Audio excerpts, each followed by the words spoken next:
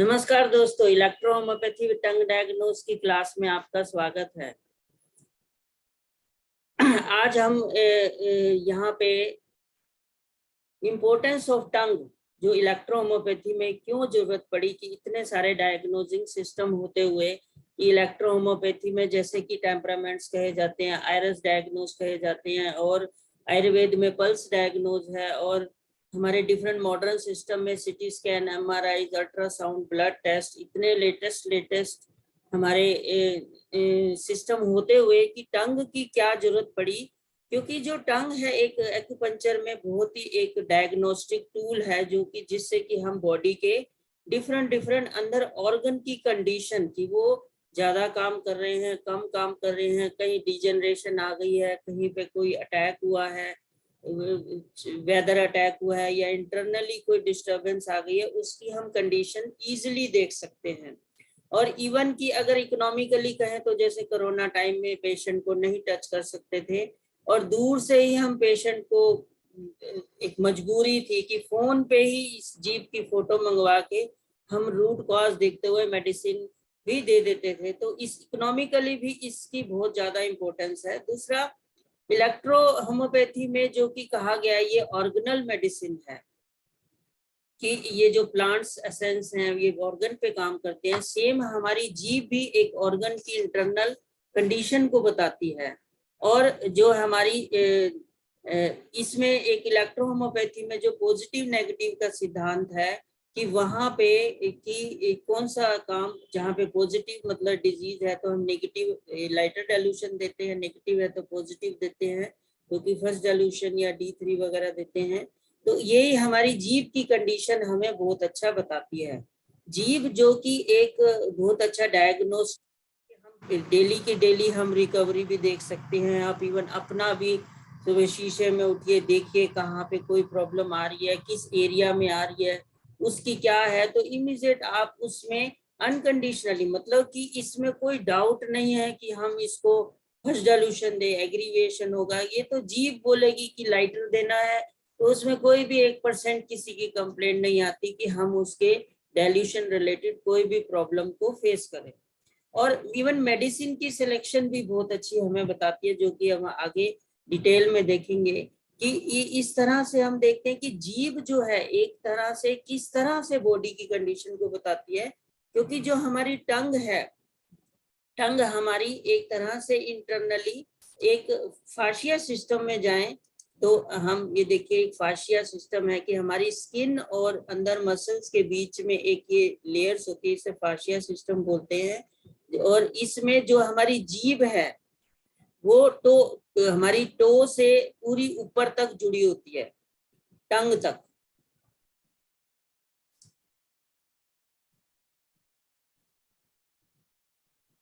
ये देखिए, ये पिक्चर देखिए, इसमें जो है ये पूरी टो, टंग जो है पूरी एक फाशिया बैंड सिस्टम से टो तक जुड़ी है, मतलब इंटरनली ये सभी ऑर्गन की कंडीशन को बताती है। और ये जो है और अगर हम एक्यूपंक्चर की भाषा में कहें तो हमारे जो मेरिडियन सिस्टम है, मेरिडियन सिस्टम में एक हमारे सारे डिफरेंट ऑर्गन की एक मेरिडियंस होती है। मेरिडियन मतलब एक इमेजिनरी लाइन कि उनकी जो की एनर्जी उस लाइन पे रन करती है, मतलब दीज आर मेटाफिजिकल लाइन, ये कोई फिजिकल लाइन नहीं है। जैसे देखिए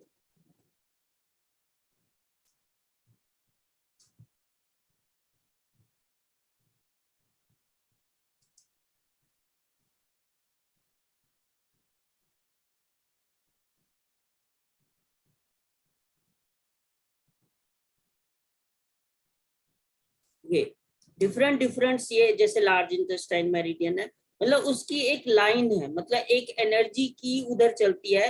तो जितने हमारे इन ऑर्गन होते हैं, इन ऑर्गन मतलब कंटिन्यूस वर्किंग करने वाले, जैसे हमारे लंग्स, स्प्लीन, हार्ट, किडनी, जो कि लगातार हम काम कर रहे हैं, कि हम सो भी रहे हैं तो भी काम कर रहे हैं, that is we called in organ. और एक यांग ऑर्गन क्या है, खोखले ऑर्गन होते हैं, जैसे कि हमारे stomach, spleen, intestine, urinary bladder, gall bladder की वहां पे चीज इकट्ठी होती है, खाली जगह है, तो उस तरह से वो यांग ऑर्गन की, तो उनकी भी मेरिडियन। तो इन सब का जो एक किंग, जो हमारी एक जिसको हम किंग मेरिडियन बोलते हैं, जो इन ऑर्गन की CV meridian, conceptional vessel meridian जो है हमारी, वो जी पे ही खत्म होती है। ये देखिए, ये पूरी आगे से होती है जी पे, यहाँ पे खत्म होती है। मतलब ये सारे इन ऑर्गन की इंटरनली कंडीशन को यहाँ पे हमें शो अप करती है।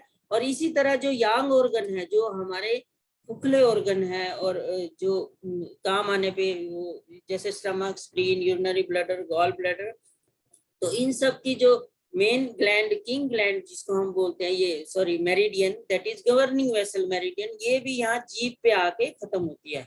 तो ये जीभ जो है हमारी, इस तरह से इंटरनली एनर्जी वाइज देखें तो भी ये, इसको जो है वो जीभ पे ही ये एंडिंग होती है। उधर अगर मॉडर्न सिस्टम से उसमें देखें तो एक तरह से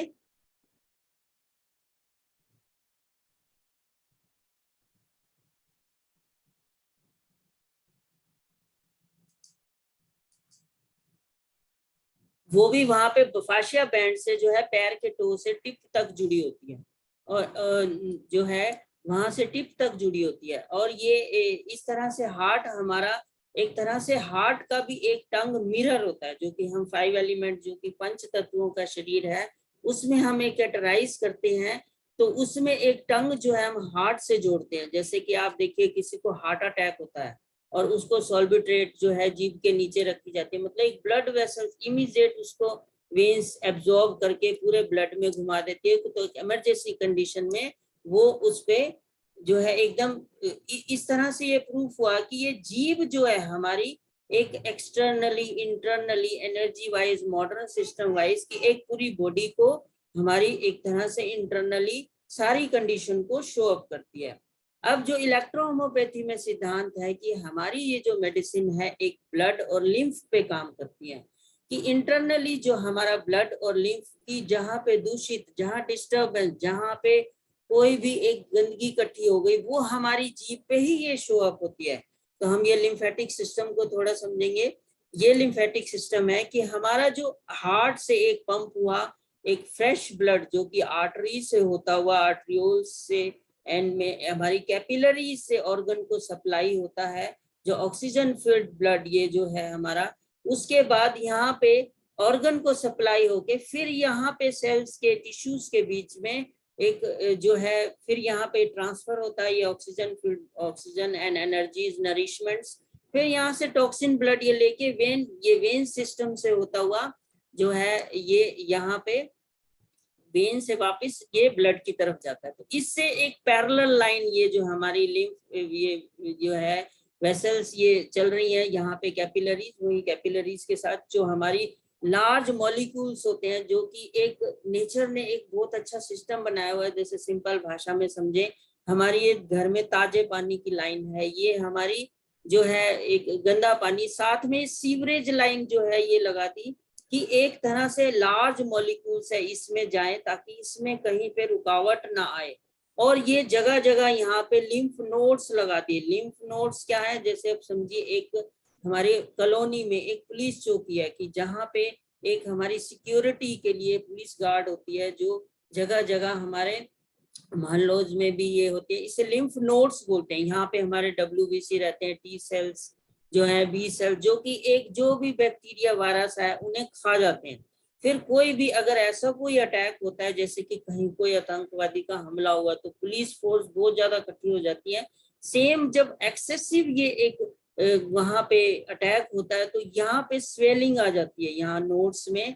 कि हम देखते हैं एक्जिला में ग्लैंड्स है हमारी, इंगोएल में, प्रोस्ट, वहां पे टेस्टिकल में कोई प्रॉब्लम है तो वहां सूज जाती है। हमारे ब्रेस्ट, चेस्ट एरिया में कोई प्रॉब्लम है तो लिम्फ नोड्स ये होते हुए यहाँ पे अंडर आर्म में ये सूज जाते हैं। इवन कान में कोई ओटूरिया, एक कान की इन्फ्लेमेशन हो तो गले में हमारी ये ग्लैंड्स ये सारी फूल जाती हैं। तो ये इंटरनली कोई भी इंफेक्शन को शो करती हैं। तो हमारे वहां पे WBC वे इकट्ठे हो गए, और यहाँ से वापिस होते हुए सेम ये विनस सिस्टम में वापस जुड़ती है। मतलब जो एक एवरेजली एक ह्यूमन बॉडी में एक तरह से जो एक 5 लीटर ब्लड है, वो पूरा यहाँ पे वेन सिस्टम में भी गया, ये कैपिलरीज में लिम्फ बन के भी एंड में वही 5 का 5 लीटर वही रोटेट करता रहा। पर एक सेपरेट सिस्टम हो गया, कि जहाँ पे एक फिल्ट्रेशन हुआ, जहाँ पे उसकी वायरस बैक्टीरिया को अलग करना हुआ, तो एक नेचर ने बहुत अच्छा सिस्टम बनाया। इसी पे हमारी इलेक्ट्रोहोम्योपैथी ये ब्लड और लिम्फ सिस्टम पे काम करती है।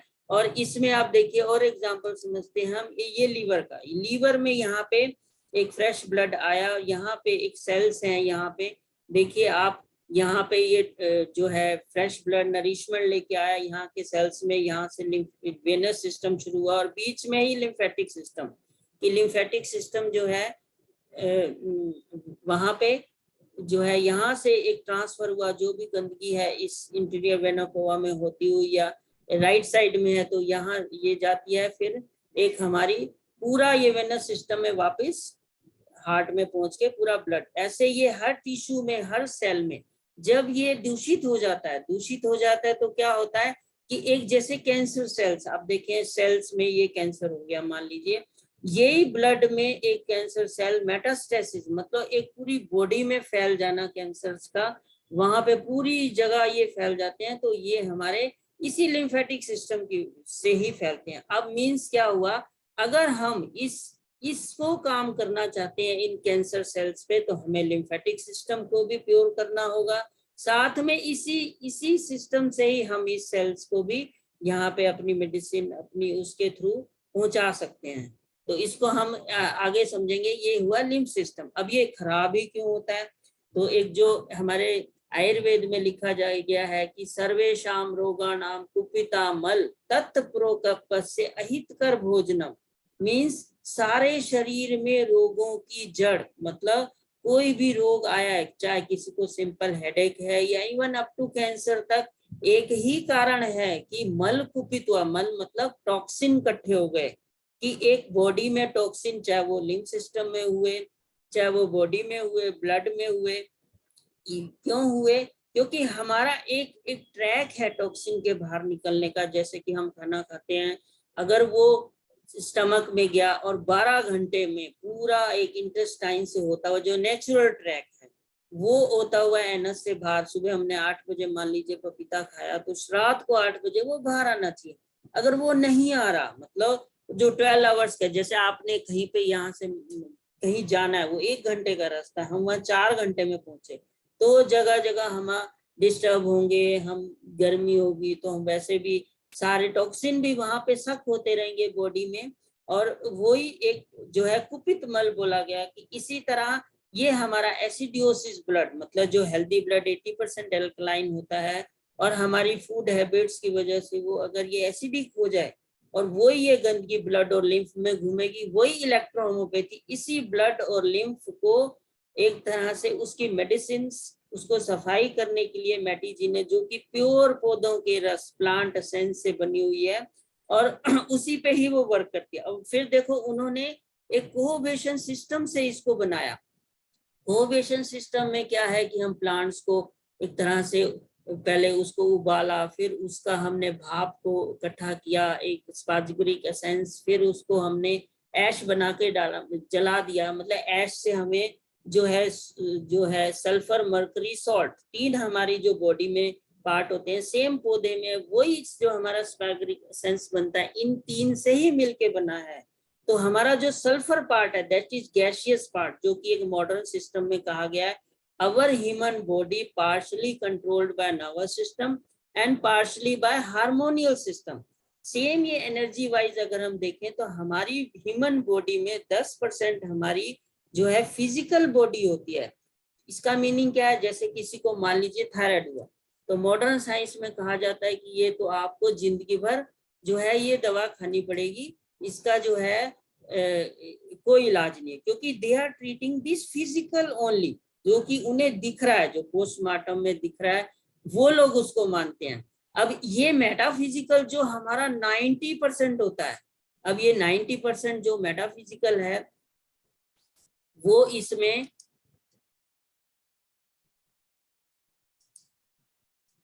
ये पूरा पार्ट, ये 90% जो कि मेटाफिजिकल है उसको हमने कवर किया नहीं, ओनली 10% हम मॉडर्न सिस्टम में कवर कर रहे हैं, तभी पेशेंट को पूरा एक सिस्टमेटिकली रिलीफ नहीं मिलता। और ये जो 90% भाग है जो कि एक हमारा जो है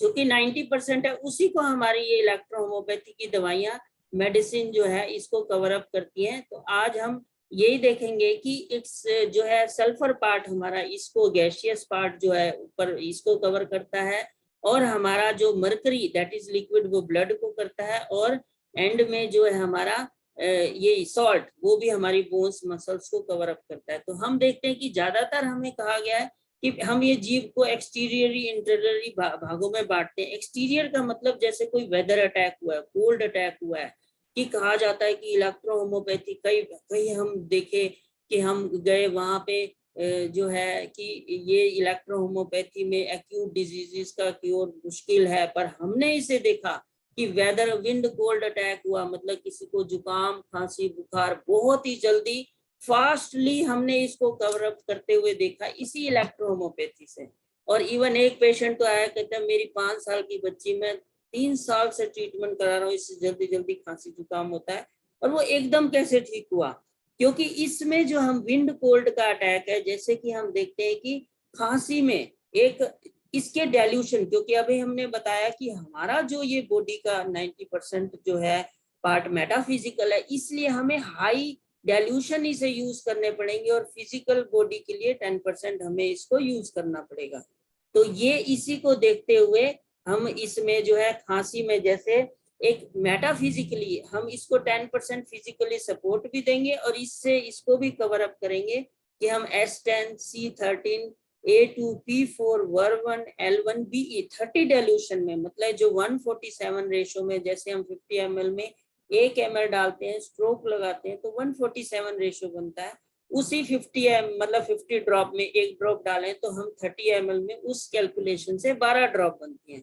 तो ये जितनी भी हमने आपको 7 ये मेडिसिन बताई, इसका एक बेस बनाइए, उसकी आपने इसका 10-90% बेस इसका हमने जो है 2 ड्रॉप ली, और बीई की उसमें 10 ड्रॉप ली, टोटल 12। आप उसको 5-5 ड्रॉप, एक पेशेंट को रात को बहुत खांसी आती थी, उसको बहुत ज्यादा प्रॉब्लम होती थी, तो 5-5 ड्रॉप डलाई, मतलब विद इन 24 आवर्स जो इतनी ज्यादा क्रॉनिक कफ था वो उसको रिलीफ हुआ। पर किस कॉन्सेप्ट से? ये देखिए हाईली हमने 90% को कवर किया, साथ में उसे ग्लोबुल्स दी, क्योंकि S10 की दी, हमारी जो भी एक P4 जो कि गले को कवर करती है, और C13 क्यों लिया? क्योंकि हमारे एक एक्यूपंक्चर में लार्ज इंटेस्टाइन की मेरिडियन जो है ये इसी गले से गुजरती है, और वो लार्ज इंटेस्टाइन की हम देखते हैं कि C13 ही है। इसी तरह हम इस क्लास में एक एक मेडिसिन का लॉजिकली भी इस एनर्जी सिस्टम से जोड़ते हुए, और इसमें जो है आगे इस तरह से चलेंगे, और भी कल एक्सटीरियर के ऊपर चर्चा करेंगे, फिर इंटीरियर। इस समय आपको हम ये खोल रहे हैं, कोई भी क्वेश्चन है तो आप पूछ सकते हैं।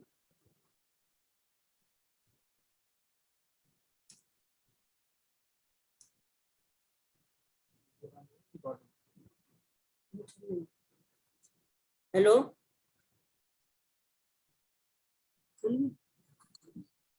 हेलो, कोई क्वेश्चन है? आवाज आ रही है? हाँ बिल्कुल आ रही है। हाँ जी,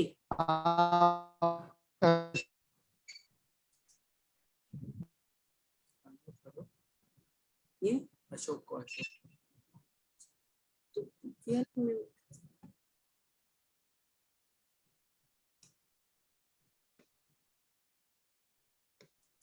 हेलो, नमस्ते सर। नमस्ते जी। हाँ जी, हाँ सर, एक बार आप 147 से अपना रेशो कैसे बनाते थोड़ा सा बता दीजिए, और 19 से और किस रेशो कहाँ पे यूज करने का ये थोड़ा सा बताने की चेष्टा हाँ करें। ये थोड़ा आज हमें इंट्रोडक्शन में टाइम लग गया, ये आगे कल बताएंगे, कल परसों। 19 में हम जो है 10%, मतलब जैसे 30 ml है तो उसमें 3 ml लिया, 1 ml में नॉर्मली 20 ड्रॉप्स लेते हैं, तो 3 ml में हो गई 60 ड्रॉप। तो जितने भी मेडिसिन है उसको आप 60 में हम डिवाइड करेंगे, जो कि आगे बताएंगे। रेशो की बहुत ज्यादा इंपॉर्टेंस है, किसको कितना रखना है। जैसे हम सिंपल भाषा में कहें सब्जी बनानी है, नमक तो इक्वल नहीं डालेंगे ना, तो ऐसे ही किसको कितना ज्यादा, जैसे अभी खांसी में बताया बी को ज्यादा रखना है, क्यों? कोगुलेशन, मतलब जो जमाव हो गया, रक्त संचय हो गया गले में, जिससे खांसी हो रही है, कोई स्टेग्नेशन हो गया है, तो इस तरह से मतलब 19 में 60 ड्रॉप इन 30 ml, मतलब 3 ml का बनता है जो, और वैसे नाप के डालना चाहिए ट्यूब से, पर ड्रॉप वाइज जैसे हमने देखा तो इतना बनता है। और 147 में 12 ड्रॉप 30 ml में, मीन्स कि 50 ml में हम 1 ml डालते हैं, वो 147 बनता है, तो वही 50 ड्रॉप में 1 ड्रॉप, तो 30 ml को 6 से गुणा करो तो वही 12 ड्रॉप बनता है। हाँ जी। अच्छा, I mean 27 ml distil water में 3 ml 1:9 का रेशियो का हमें डालना है। हाँ जी। और अच्छा अच्छा अच्छा, अभी बनाना है तो 12 ड्रॉप से वही रेशियो बनता है, कैलकुलेट कर सकते हैं। Okay sir. तो जितना हमें न्यूरोलॉजिकल जाना है, हम 147 से जाएंगे, जहां ऑर्गन को नरिशमेंट देनी है तो 19 रेशियो से जाएगा। ऊपर डीपली जाना है वो तो 147 का जाना है। 147, यस। या दूसरा ओके ओके। उसको उतना उतना ml का वो 147 का डालिए, फिर उसमें से 12 ड्रॉप लीजिए, जो आगे आपको समझाएंगे बेस बनाना, उस बेस से या हम इतना ड्रॉप ये लेते हैं। मेन होम्योपैथी में ज्यादा इस ड्रॉपिंग और कैलकुलेशन की वैल्यू है, जिससे इमीडिएट फास्ट रिजल्ट आते हैं। Okay sir okay. आज भी ये पूरा आपके क्लासेस में पूरा हमको एक्सप्लेन करेंगे सर? यस, क्योंकि जैसे कंबाइंड मेडिसिन बनी हुई है हमारी, C8 है, P8 है, वो भी एक परसेंटेज के रेशियो में, आप देखिए A5 है, 10% A3 है, 90% BE है, मतलब उस रेशियो में वो डीप सेल तक काम करती है। अगर हम इक्वली डालें तो काम तो होगा पर फास्ट रिलीफ नहीं होगा, नहीं आएगा। Okay okay. क्योंकि हम किसी गाड़ी को ओवरटेक करना चाहते हैं तो हमें उससे स्पीड बढ़ानी होगी। इसी तरह हम ने देखा कि मेडिसिन सिलेक्शन तो सभी कर लेते हैं, जो कि अब देखिए हमारे मनीष सर इतना ज्यादा अच्छा हमें एनाटॉमी फिजियोलॉजी से जोड़ के इतना अच्छा पढ़ा रहे हैं, जो कि एक रियल नॉलेज है, मतलब इतना सिंपल एनाटॉमी को इलेक्ट्रोहोमोपैथी से जोड़ना, इट्स वंडरफुल। पर उसमें रेशियो और जुड़ जाएगा जीव के अनुसार, एक्चुअल डाइल्यूशन और कौन सी मेडिसिन का चुनाव और किस डाइल्यूशन का, तो सोने पे सुहागा होगा। Okay sir. Any other? अच्छा, हमारा हाई टेम्परेचर में और किडनी का प्रॉब्लम, डायलिसिस का प्रॉब्लम है, पूरा इसमें ही पूरा डायग्नोसिस में हमारा क्लियर होएगा सर? हाँ जी, सभी रूमेटॉइड आर्थराइटिस होगा। वो जीव के अनुसार देखते हुए, जरूरी नहीं कि हम देखते हैं अभी एक कैंसर पेशेंट किया, भाई उसका फंक्शनल डिस्टरबेंस से था, तभी 10 दिन में साइज भी घट गया उसका, वहां पे जो है सूख गया उसका, मतलब देखते हुए जीव को, कि जरूरी नहीं आपको हमेशा वहां पे टंग हमें डायग्नोज कराती है कि कौन सा डाइल्यूशन देना है, कौन सा सिलेक्शन करना है। अब इवन आप जनरली आप देखते हैं A2C5N1 कैंसर में देते हैं, पर हमने C4 दिया क्योंकि जीव ने बोला कि इसको है, इस 4th स्टेज पे डिजीज है, स्टेज भी इवन टंग बताती है, इसलिए सिलेक्शन हमने C4 का लिया कैंसर में, ना कि C5 का। सर अभी मान लो सर, एक पेशेंट है किडनी मतलब क्रिएटिनिन लेवल नियरली 8.8 है सर, मेल 30 इयर्स का है पेशेंट। इसमें वही है, उसमें हमें पे नहीं चला जा सकता, एनाटॉमी सिलेक्शन करके फिर जीव से जोड़ते हुए हम चलेंगे। मतलब जरूरी नहीं हम एक, जैसे फॉर एग्जांपल एक हमारे पास पेशेंट आई, उसको डायलिसिस वो सिस्ट था, C2 की बजाय C6 लिया, जीव ने बोला, और उसको एकदम रिलीफ हुआ, अल्ट्रासाउंड भी ठीक हुआ और सब कुछ ठीक हुआ। गुड। ऐसा गायनिक में भी हमें रिजल्ट देख सकते हैं सर, मतलब बिल्कुल देख सकते हैं, फास्टली देख सकते हैं, टंग से जोड़ते हुए। आपने देखा हमारे वीडियो डालते हैं, कितना पेशेंट को जल्दी जल्दी रेस्पॉन्स आता है। तो ये सब स्लोली क्लास में पूरा डिटेल में आता जाएगा, पूरा एक सिस्टम वाइज चलेगा, जो कि ओके सर। अभी हमारे को जो इन्वेस्टिगेशन सर, हर पर्सन की जीव के अनुसार सेम प्रोटोकॉल नहीं हो सकता, उस पर्सन के अनुसार हो सकता है। अब जैसे डायबिटीज में S13, A5, N6 बोला गया, कौन सा चुनना इन तीनों में से, जीव बता देगी। इस पेशेंट को N6 से आराम आएगा, इसको S13 से, इसको A5 से आएगा,